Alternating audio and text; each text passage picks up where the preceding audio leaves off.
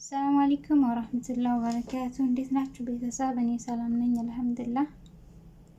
እንዴት ነው ረመዳን ጋር እንዴት እየሄዳችሁ ነው? ረመዳን ዛሬ 11ኛው ቀን ላይ እንገኛለን።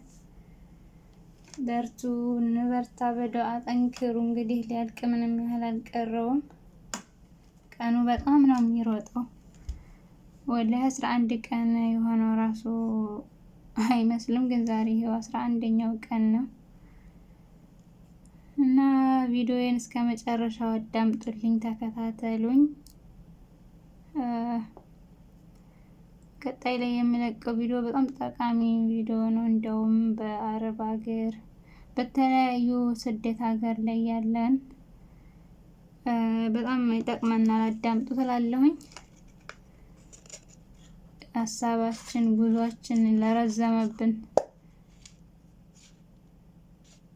10 ዓመት 20 ዓመት ከዛም በላይ 9 ዓመት 8 ዓመት የኖር ቤት ሰርተን እንሄዳለን እያልን መተን ቤት ስንሰራ ወረት ስንሰራ ሱቅ ስንሰራ ደግሞ መኪና አላማረን ይሆናል። ሀሳባችሁን አታስረዝሙ ይላል እና ሀሳባችንን ባጭር አድርገን ወደ ሀገራችን ገብተን አግብተን ወልደን የራሳችንን ህይወትና ትዳር እንድንኖር ሁሌ አኗኗሪ ሆነን እስከመቼ ነው የኗሪ አኗኗሪ? እድሜያችን ከሄደ በኋላ እንደገና መባነን። ስንቶቻቸው ናቸው ገንዘቡም ቤቱም የተለያየ ንብረትን ይዘው አንድ ልጅ በኖረኝ ይሄ ሁሉ ገደል በገባ በቀረብኝ የሚሉት፣ ግን በሰዓታቸው በወጣትነታቸው አንድና አንድ ገንዘብና ገንዘብ ነበረ አላማቸው። አሁን ግን ጥላታቸው ሆኗል። ስንሞት እንኳን ለቤተሰብ እኮ ውርስ አዛ ነው የሚሆነው ማለት ነው። በእኛ ገንዘብ ስንቶቻቸው ናቸው የሚጣሉት ምናምን? ለምን? አንድ ልጅ ስለሌለች ብቻ። እና ደግሞ በዚህ መሀል አላህ ስንሞት እንኳን ያው መልካም ስራ የሰራ ብቻ ነው መልካም ስራው ተከትሎት የሚሄደው እንጂ ወይም ሷሊህ ልጅ ካለን ደግሞ የተለያየ ሰደቃተል ጃሪያ ዱዓ ምናምን የሚያደርግልን ከሆነ ያ ነው የሚጠቅመን እንጂ ገንዘብ ይሄን ንብረት የተለያየ ነገር ማከበት ለውርስ ዕዳ ነው የሚሆነው ማለት ነው። እና ሁላችንም ትኩረት አድርገን አላማችንን ሰብሰብ አድርገን በቃ እንደው ከወጣን አይቀር ቤት መስራት አለብን። ካለ ቤት ከሰራን ሀገራችን መግባት። ሌላው እንግዲህ የባል ነው የሚያስተዳድረው፣ ባል ነው የሚይዘው፣ ባል ነው ልጁን የሚያሳድገው። እኛ የሚገባን ቤት ቁጭ ብለን የሚያመጡልንን መስራት ማቅረብ ብቻ ነው። ማን ነው እኛን? አሁን ብዙዎቻቸው ባሎቻቸውን ሀገር ቤት አኑረው እየሰሩ ገንዘብ ይልካሉ። በቃ እነሱ አባወራ እሱ ደግሞ አጠመና ነው የሆነው ማለት ነው። ለምን? ይሄ ሁሉ የኛ ስህተት ነው። ለምን እናስለምዳቸዋለን? ለምንስ አስለመድናቸው? ከዚህ በኋላ በቃ የጠፋው ጠፍቷል፣ የሄደው ሄዷል ብለን ያለችንን ጊዜ መጠቀም። ሂጀ መውለድ አለብኝ፣ ሂጀ ህይወት መኖር አለብኝ፣ ሂጀ ትዳር መያዝ አለብኝ። ወላሂ ጊዜ እኮ ወርቅ ነው፣ ወጣትነት ደግሞ አበባ ነው እና እንጠቀምበት። ለምን ሁል ጊዜ በቃ የሰው ቤት፣ የሰው ግድግዳ፣ የሰው ህይወትን ተመልካች እንሆናለን? እኔ ወላሂ በጣም ይገርመኛል። እስኪ ሁላችንም አላህ ሀሳባችንን አሳክቶ በአጭር ጊዜ ሀገራችንን እንድንገባ አላህ ያድርገን። በተለይ አሁን የምትመጡ ልጆች በቃ አክስት ያጎት ያበሉ አንድና አንድ ከወጣችሁ ምንም ማድረግ አይቻልም። ወጣችኋል፣ አንዲት ቤት ከሰራችሁ ሂዱ፣ ምንም ነገር አይቀየርም በመቆየት ብዛት። እኛ አሁን በመቆየት የምንቀየር ወይም ገንዘብ የምናመጣ ነው የሚመስለን፣ ግን በቆየን ሰዓት የተለያዩ ነገሮችና የተለያዩ ችግር ነው የሚፈጠረው። ቤተሰቦቻችንን ጎደለብን፣ ወይም ወንድም በባህር ሊመጣ ይችላል፣ አባትሽ በሬ ሞተብኝ ሊል ይችላል። የሆነ የተለያየ ሀሳብ ነው የሚወልደው እና ሀሳባችንን ጠቅለል አድርገን ወደ ሀገራችን ለመግባት እንሞክር ላለሁኝ እና ቪዲዮውን ተከታተሉት። ወይም ከዚያ ሲያልፍ ትዳር ፍለጋ የሚያማትሩ ልጆች ያሳዝኑኛል። ምርጡን ዘመን ለቤት ሰራተኝነት፣ የተረፈውን ለቤተሰብ መመስረት። ብዙዎች ለዱንያ ትልቅ ግምት ሰጥተው ራስንም ሆነ ሰውን ለመርዳት ብለው ውብ የሆነውን የኮረዳነት ዘመናቸውን ጭምር ይሰዋሉ። በዚህም የተነሳ ትዳራቸውን ይዘነጋሉ፣ ጎጆ ማቆምን ይረሳሉ፣ ቤተሰብ መመስረትንም ያቆያሉ።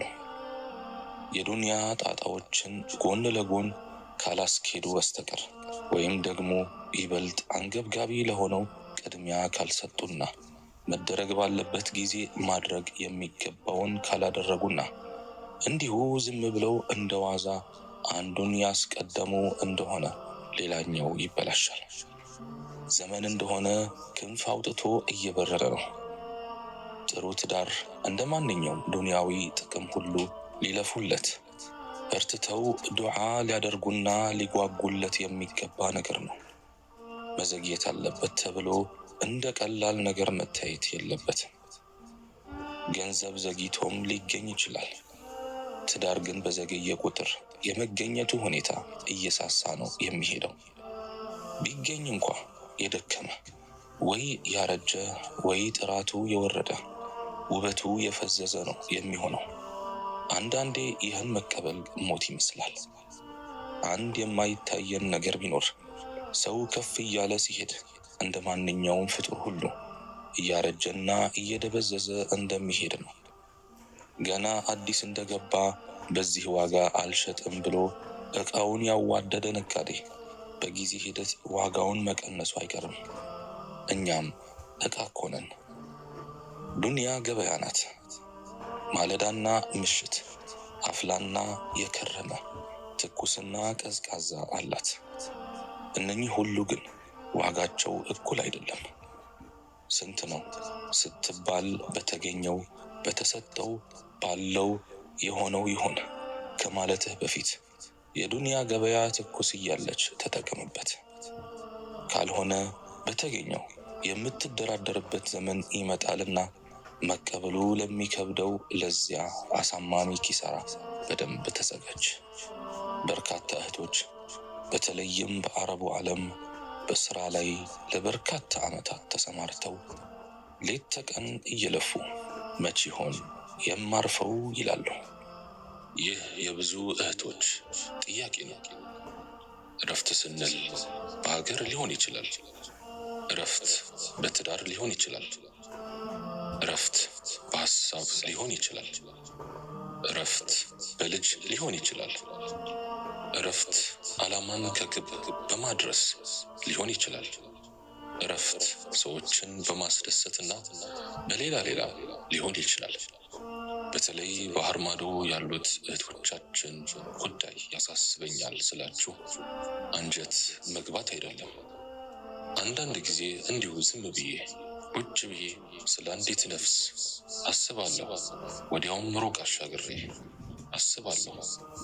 የሰው ሀገር ኑሮ አንገሽግሿት፣ የሰው ቤት ሰልችተዋት፣ ስደት ምርር ብሏት ወደ ሀገር ቤት ልሂድ ልቅር፣ በሄድስ ምን ይዤ ልሂድ እያለች የምትጠይቅ የምትዋልል የምታመነታ ነፍስ ወዲህ ዞር ስልም አያታለሁ። በቃኝ ብላ በድፍረት አገር ቤት የገባች ነፍስ። ሆኖም ግን ለተወሰነ ጊዜ ቤተሰብ ቆይታ አድርጋ ያሰበችውና የጠበቀችው ባለማግኘቷና ባለማየቷ ግራ ገብቷትና ካርታ ጠፍቷት ወደ ስደቱ ዓለም ልቅር ልመለስ ብላ የምታቆበክብ ማረፊያ ያጣች ነፍስ፣ ከርታታ ነፍስ። ሐቂቃ ይህች ነፍስ ታሳዝነኛለች። ብክነቷ ያሳዝነኛል። እረፍት ማጣቷ ያሳስበኛል። እንደ ጣረች እንደ ለፋች ራሷ ሳትሆን ሌሎችንም ሳታረካ ከምንም ሳትሆን በዚሁ መካከል ጊዜና ቀን ይሄድባታል። ጊዜ ብቻውን ሳይሆን እድሜዋንም ወዝዋንም ወጣትነቷንም ውበቷንም ይዞ ይሄዳል። እሷ ግን ሐሳቧ ሌላ ነው። ሰውን ማስደሰት፣ ለሌሎች ማሳለፍ፣ የብዙዎችን የህይወት ቀዳዳ ለመድፈን ስትባክንና ስትባዘን ዓመታትን ብታሳልፍም እሷ የኮንትራት ዓመቷን እንጂ የምድር ላይ ዕድሜዋን አትቆጥርም። ሳታስበውና ሳታስተውለው በሰው ሀገር 5ም 6ም 10ም 20 ዓመትም አሳልፋለች። የሚገርመኝ ይህች ነፍስ ስስት የሚባል ነገር አታውቅም። በብዙ የኸይር ቦታዎች ላይ አያታለሁ። ዲናዊ እንቅስቃሴዎች ላይ በብዛት እመለከታታለሁ። በየቻናሉ በየሶሻል ሚዲያው በተለያዩ በጎ ስራዎችም ላይ ተሳትፏ እጅግ ትልቅ ነው። ደግሞም የሌለችበት ሀገር የለም። ከቅርብ እስከ ሩቅ ከድሃ እስከ ሀብታም ሀገር እንደተንከራተተች አለች። ብዙዎቻችን እንደምናስበው ባለችበት ሀገር ደልቷት ሞልቶላትም አይመስለኝም። ያለችበትም አህዋል ደስ አሰኝቷትም አይደለም። ምናልባት ጥቂት ከብዙ ነፍሶች መካከል የተሳካላት ነፍስ ልትኖር ትችላለች። በእርግጥ የምትገርምም ነፍስ ናት።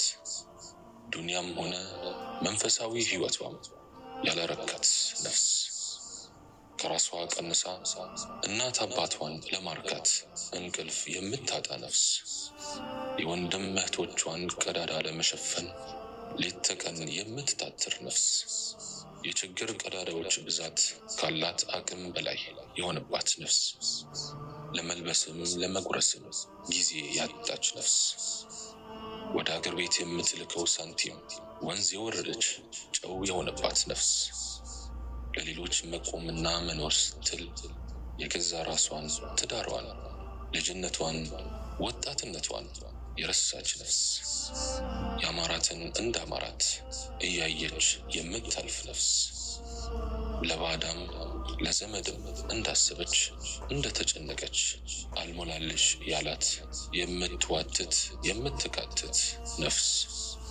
ያለችበት ሁኔታ እሷና ጌታዋ ብቻ የሚያውቅላት ነፍስ፣ ሰዎች ያልተረዷት እሷም ራሷን ማስረዳት አቅም ያጣች ነፍስ፣ መቼ ይሆን ለኔም ለሌሎችም የሚያልፍልን ብላ የምትጨነቅ የምትፍሰለስል ነፍስ፣ የራሷ ብሶት ሳያንሳት ሰዎች በበደል ስሟን የሚያጠፏት ነፍስ፣ የዋህ ነፍስ፣ ሚስኪን ነፍስ፣ ሁሉንም የምታምን ነፍስ፣ አሳዛኝ ነፍስ። ሐቂቃ እቺ ነፍስ ታሳዝነኛለች። የሙስሊሞች ጉዳይ ያላሳሰበው ከነሱ አይደለም ተብሎ የለ። አሰብኩላት፣ ላስታውሳትም ልመክራትም አሰብኩ። ብዙ ዓመት ለፍተሻልና እስቲ ከድካምሽ እረፍት አድርጊ አልኳት። እንደ እናቴ ሰውን ማስደሰት የማይደረስበት ድካም ነውና ይብቃ፣ ወደ ራስሽ ተመለሺ። ሁሉም ነገር በጊዜው ሲሆን ያምራልና ስለ ጎጆም ስለ ዘርም ስለ ኢስላማዊ ቤተሰብም አስቢ አልኳት በቅንነት። አላህ ይባረካትና በእኔ ህይወት ምን አገባህ ብላ አልጮኸችብኝም። ትንሽ ልስራና ልረፍ አለችኝ። ዱንያ መቼም አትሞላምና ወስንሽ ካላረፍሽ በስተቀር ፈጽሞ አታርፊም አልኳት። የብዙ ዓመታትን ሩጫ ያላረፍሽውን የ1 እና የ2 ዓመት ብክነት አያሳርፍሽም። እንኳን አንቺ ባለ ትንሽ ኑሮ ትላልቅ ሀብታሞችም እንኳን ማረፍ ስላልፈለጉ ብቻ ማረፍ አልቻሉም አልኳት። ትላልቅ ቤቶች፣ ትላልቅ ቀዳዳዎች እንዳሉባቸው ነገርኳት። እድሜ ልካቸው እንደሮጡ ቀብር እንደገቡ አነሳውላት። ምንድን ነው የሚያሳርፈው አለችኝ።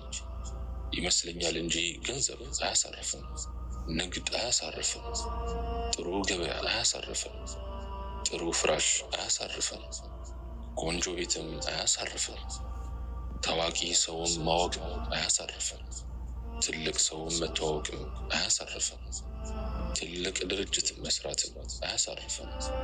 የሚያሳርፈውማ አላህ ነው። አላህ በትክክል